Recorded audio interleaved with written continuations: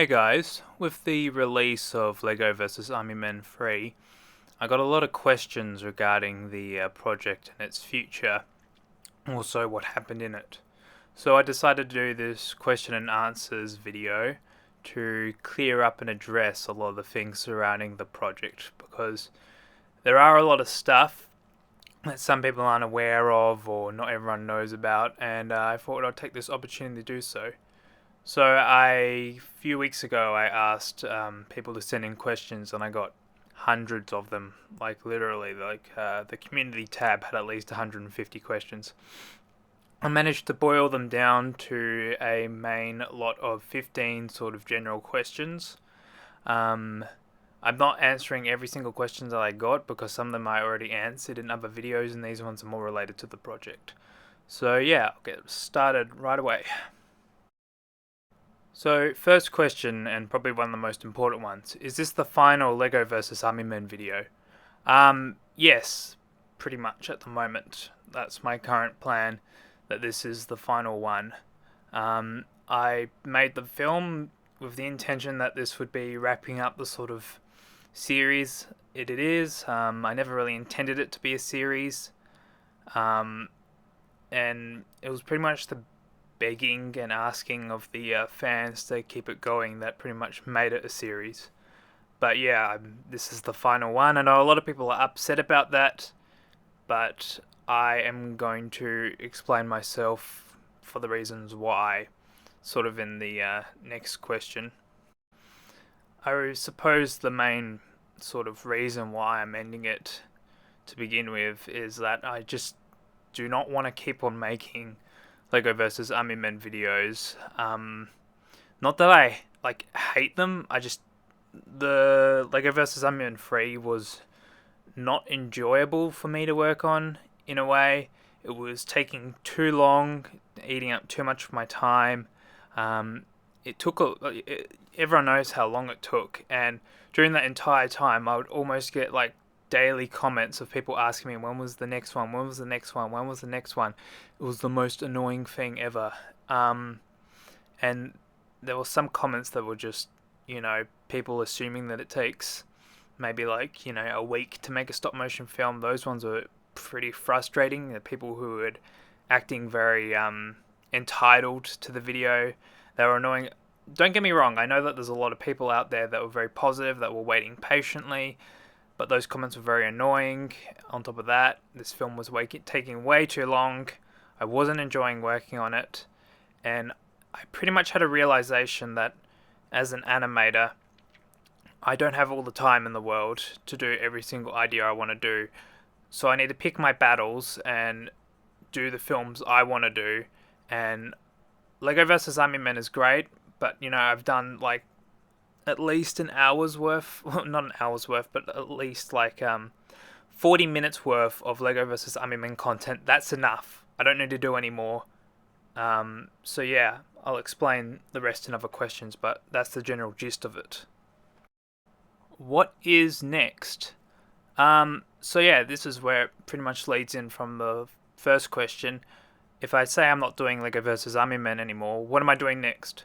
Well, I definitely plan to get back to doing Army Men videos. I've got tons of ideas that I want to just do for Army Men. I want to get back into Army Men the series, and I want to work on shorter, snappier videos that I can hopefully make a lot more quicker and get them out and, create a nice little anthology of Army Men videos.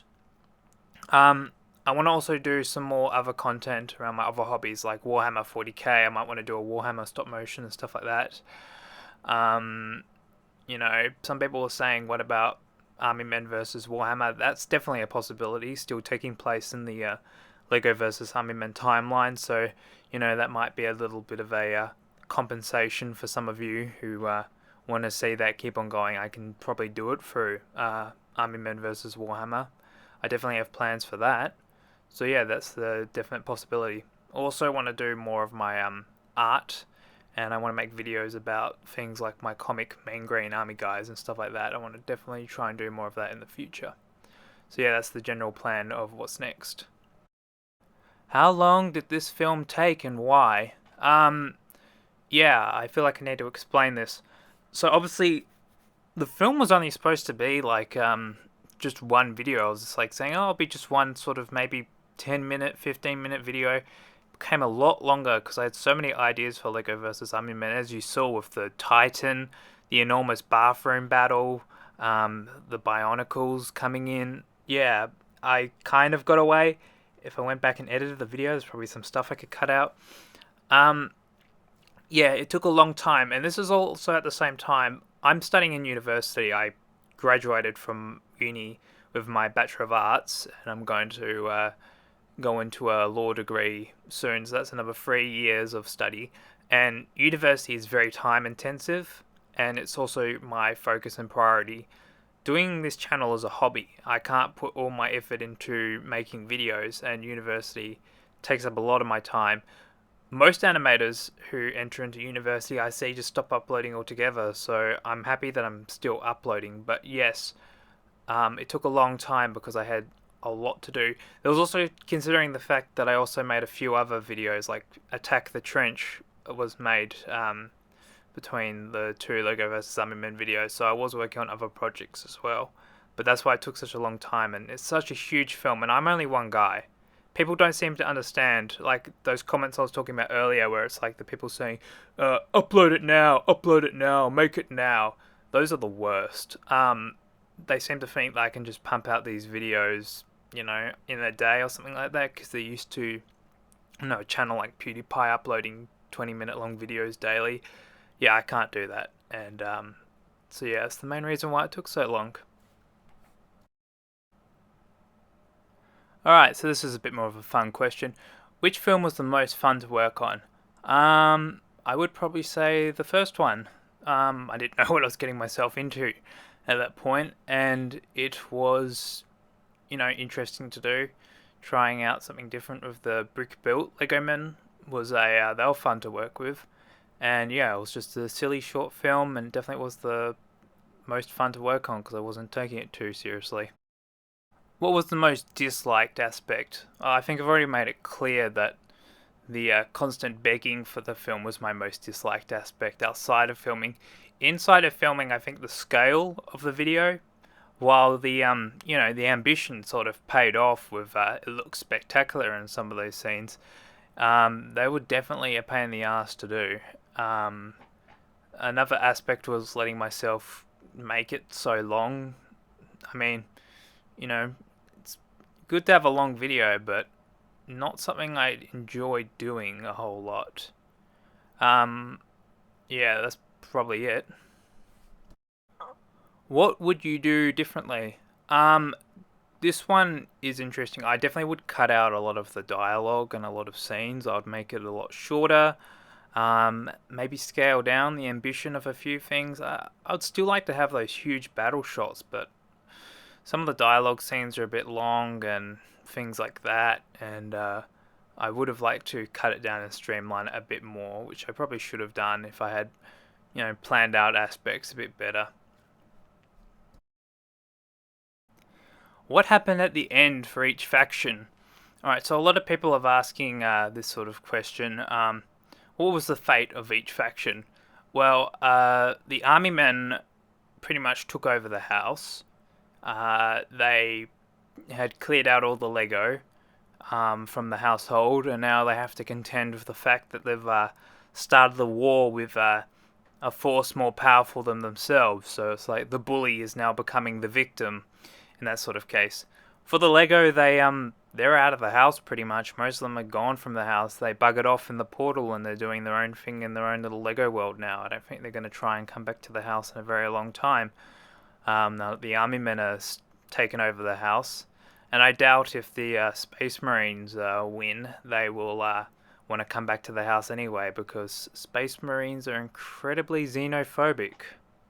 Why did you not use Brickarms or like realistic World War II soldiers and stuff like that? I got this question a few times, which is interesting. A lot of people saying they're like sending me links to Brickarms like I don't know about the website and stuff like that. I know about Brickarms. I've known about it for ages. It's like, the hot thing to have. I never was interested in getting any Brickarms stuff.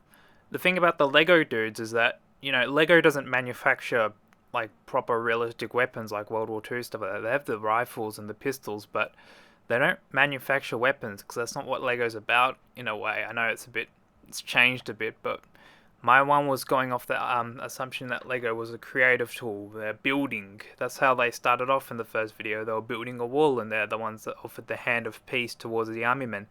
So naturally, the whole idea was that the Lego men weren't going to have, you know, proper molded weapons and stuff like that. They were going to have stuff built out of Lego bricks because that's what Lego does. They are creative. They build things. They built their weapons, and they're not used to building weapons, so these things are a bit, strange to them, which also explains why the Lego were very militarily incompetent for most of the time. And yeah.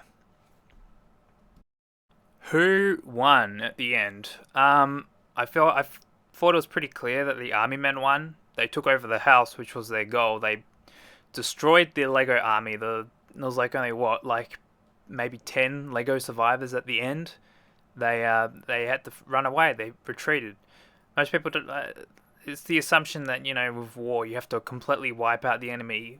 In warfare, you don't. You don't wipe out the entire enemy. It's preferable to let an army run than wipe it out in its entirety. That's too hard. I don't think many battles in history have ever ended with the other side being completely wiped out. So yeah, the army men won. They won the house. But obviously, they won their war with the Lego men, but I don't think they're going to win the war with the Space Marines. Why was the Titan so weak? So this goes into what I was saying about the Lego people being very militarily inexperienced.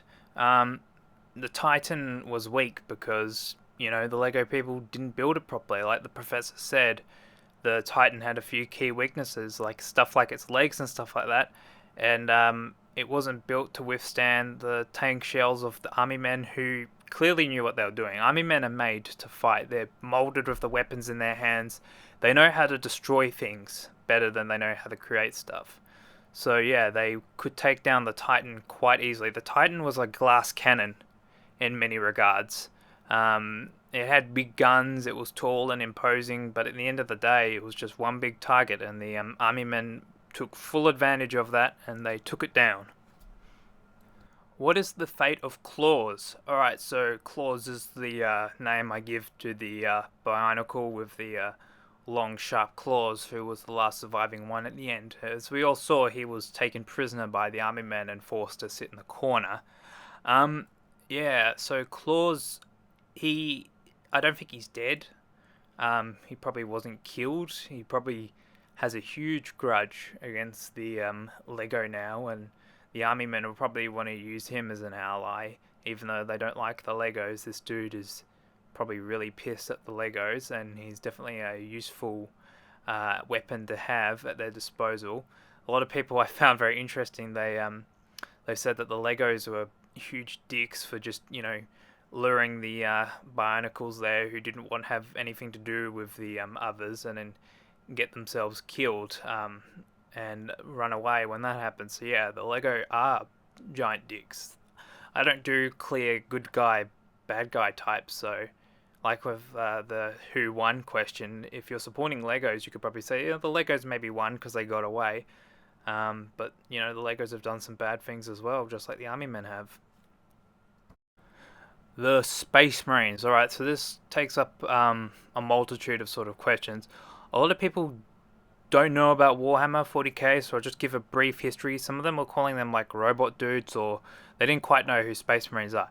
Space Marines of Warhammer 40k are genetically engineered super soldiers created by the Emperor of Mankind, and they are the sort of poster boys of Warhammer 40k, and they're immensely powerful. The Warhammer universe is extremely OP. That's sort of the main drawing point to Warhammer, is that everything in the 40k universe is over the top, crazy powerful, and so every faction needs to be able to kill each other in some way or form. That's why you see Space Marines shrugging off like every single bullet shot from the army men. The army men are fighting with weapons that are extremely primitive compared to the 40k universe. Like, these weapons would not hold up in 40k at all. so the Space Marines are pretty much immune to them, and yeah, that's why they will pretty much win the war against army men, because they will just rip through them, taking pretty much no losses. Um, the Space Marines are religious monks in a way. They're religious space monks who absolutely hate any mutant, any xeno, which is like aliens, pretty much anything that's different from them, because the Imperium of Man that they fight for is extremely religious and extremely intolerant of anything that deviates from their rhetoric. So the Space Marines will pretty much kill everything that isn't following their line or their standard. So they will never ally with the army men, and they will never ally with the Lego, because they are intolerant of any such deviance, and they have the power to destroy both of them. Why was there no aircraft used in the film?